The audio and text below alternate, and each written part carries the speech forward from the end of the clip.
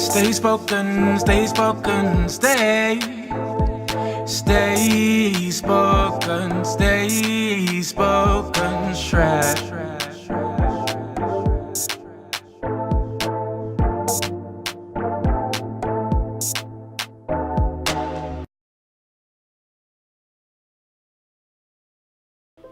It's Luke AG here for FreeSpoken. It's my first piece called This City. That thing when you're with someone and you love them and they know it, and they love you and you know it. That is your person in this life. This city has its own vocabulary, where the root meaning of failure is to succeed and ambition is nothing but a synonym for greed. I'm not sure if you agree, but the language of this city is written like a melody with the saddest of lyrics. Look, we sing the chorus together like an exoteric book, but the rest of the verse is easily forgotten.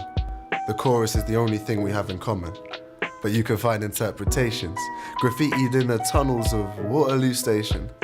The Saturday night sounds of Shoreditch offer a narration, but the language of this place is changing. This space that we live in has increasingly less choice, so I write poetry because the only thing I have left to use for free is my voice. And I still gotta pay for you to hear me. Living in a world where conversation's not free because I gotta spend £40 a month to stay on my 4G. This city listens in the same way as those grey ticks turn blue, and my mind races whilst this city thinks of words as I do too. So why can't our city reply?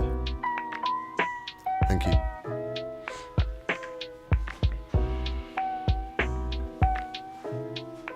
It's real talk. Real talk.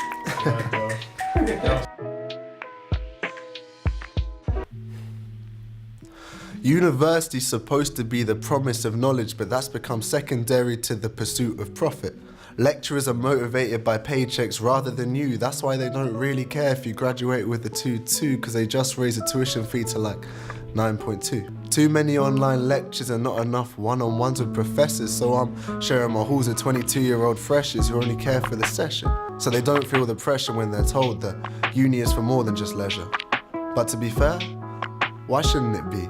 I could travel around the whole world for like half my tuition fee. They tell you to follow your dreams, but for telling you to get realistic by the end of year 3.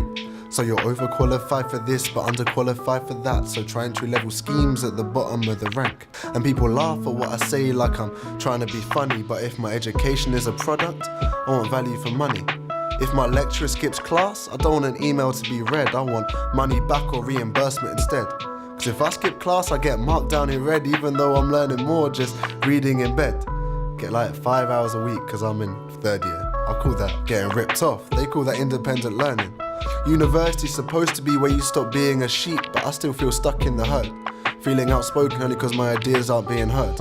Honestly, if I got marked for my ideas, then I'd get a first, but if you don't reference others, you only get a 3rd. That's because university is a market.